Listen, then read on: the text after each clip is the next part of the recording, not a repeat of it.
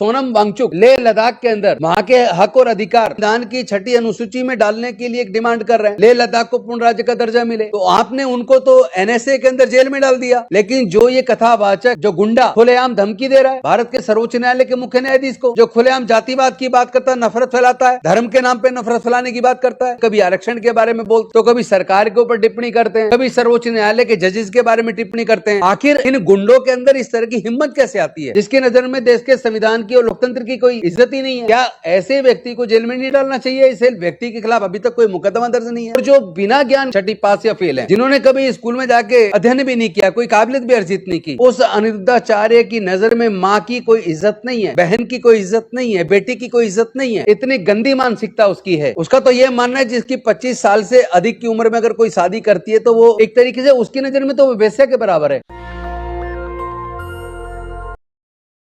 साथियों, अभी पिछले दिनों आपने देखा होगा माननीय सर्वोच्च न्यायालय के अंदर जो खजुराहो की गुफाओं में एक मूर्ति टूटी हुई है, जिस मूर्ति के रिपेयर को लेकर एक व्यक्ति सर्वोच्च न्यायालय गया और उन्होंने सुप्रीम कोर्ट के माननीय चीफ जस्टिस महोदय से उस मूर्ति को रिपेयर करने की डायरेक्शन देने का अनुरोध किया।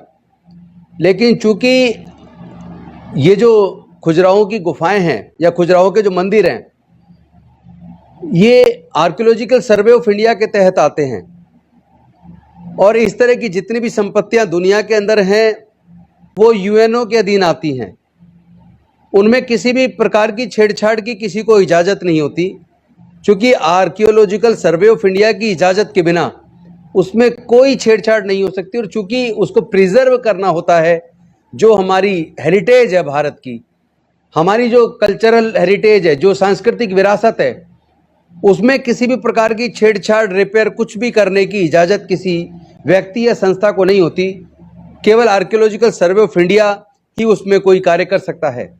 तो माननीय सर्वोच्च न्यायालय ने यही तर्क देके उनकी याचिका को खारिज किया, तो वो जिद करने लगे और उसमें माननीय सर्वोच्च न्यायालय के मुख्य न्यायाधीश महोदय ने कहा, बी.आर. गवई साहब ने, कि भाई ये कानूनी रूप से तो संभव नहीं है, आप अपने विष्णु से ही करा लो।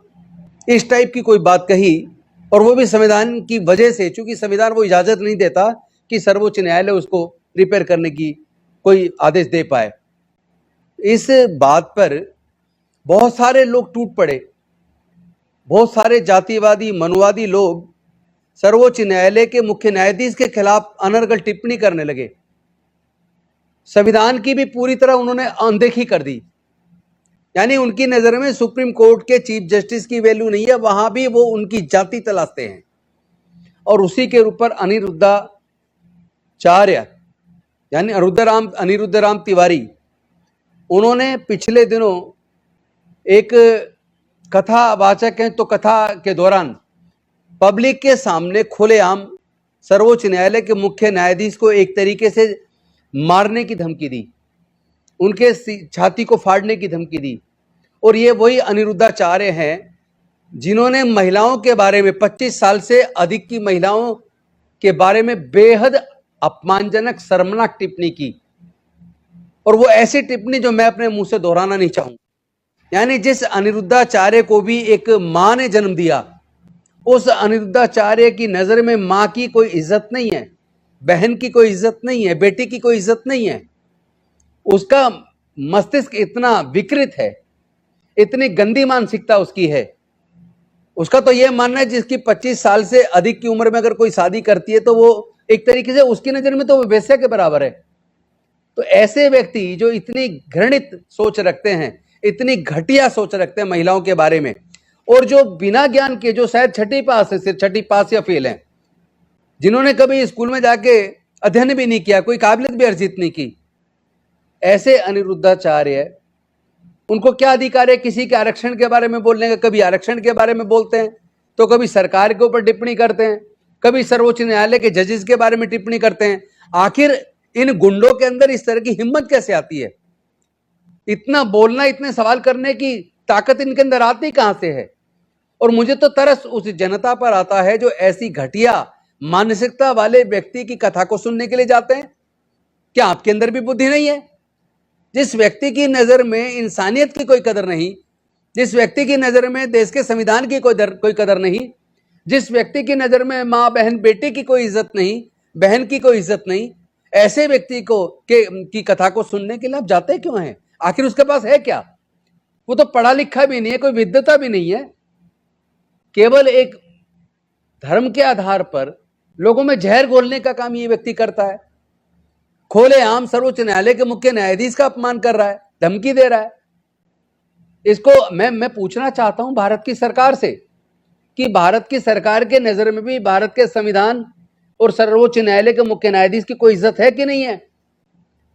क्योंकि एक तरफ सोनम वांगचुक लेह लद्दाख के अंदर वहां के हक और अधिकार, वहां की कल्चर, वहां की जमीन, उस अधिकार को संविधान की 6ठी अनुसूची में डालने के लिए एक डिमांड कर रहे हैं।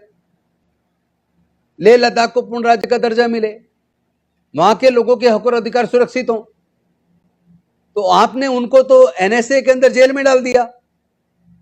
लेकिन जो ये कथावाचक, जो गुंडा खुलेआम धमकी दे रहा है भारत के सर्वोच्च न्यायालय के मुख्य न्यायाधीश को, जो खुलेआम जातिवाद की बात करता है, नफरत फैलाता है, धर्म के नाम पे नफरत फैलाने की बात करता है, जो खुलेआम आरक्षण के ऊपर हमला करता है, जिसकी नजर में देश के संविधान की और लोकतंत्र की कोई इज्जत ही नहीं है, क्या ऐसे व्यक्ति को जेल में नहीं डालना चाहिए? इस व्यक्ति के खिलाफ अभी तक कोई मुकदमा दर्ज नहीं है? क्या सर्वोच्च न्यायालय के बाकी किसी न्यायाधीश को उसको सू मोटो बुलाकर कंटेम्प्ट ऑफ कोर्ट नहीं करनी चाहिए? क्या देश के सारे कानून केवल सिविल सोसाइटी के लोग जो संवैधानिक तरीके से अपना आंदोलन कर रहे हैं, अपनी मांग कर रहे हैं, क्या केवल उनको जेल में डालेंगे आप? ऐसे गुंडों को खुला छोड़ रखा है अपने संविधान के खिलाफ बोलने के लिए, आरक्षण के खिलाफ बोलने के लिए, दलित पिछड़े वंचित वर्गों के खिलाफ बोलने के लिए? क्योंकि उसकी तो सोच है जो जिस वर्ण में पैदा उसको वही काम करना चाहिए। हमारे लोगों को तो इंसान ही नहीं मानता है। ऐसे व्यक्तियों को बहुत सख्त जवाब देने की जरूरत है। और मैं समझता हूं कि अगर सर्वोच्च न्यायालय के जजेस के अंदर थोड़ी बहुत शर्म बची है और इस देश की सरकार के अंदर थोड़ी बहुत शर्म बची है, तो संविधान के दायरे में लाकर ऐसे व्यक्ति के खिलाफ कंटेम्प्ट ऑफ कोर्ट की प्रोसीडिंग शुरू कीजिए। अन्यथा हम मानेंगे कि इस तरह के धर्म के खिलाफ बोलने वाले, दो धर्मों के बीच वैमनस्य पैदा करने की बात बोलने वाले, संविधान के खिलाफ जाकर टिप्पणी करने वाले, देश में नफरत का जहर घोलने वालों के साथ आप हैं। इसके खिलाफ कानूनी कार्रवाई कीजिए, इसमें जेल में डालिए, इसके खिलाफ मुकदमा दर्ज कीजिए। नेशनल दस्तक की आपसे गुजारिश है कि अगर इसको बचाना चाहते हैं तो नेशनल दस्तक को सब्सक्राइब करने के लिए रेड कलर के सब्सक्राइब बटन को दबाएं, फिर बेल आइकन की घंटी दबाएं। नेशनल दस्तक को बचाने के लिए बहुत जरूरी है कि हर खबर को शेयर करें, लाइक करें, कमेंट जरूर करें।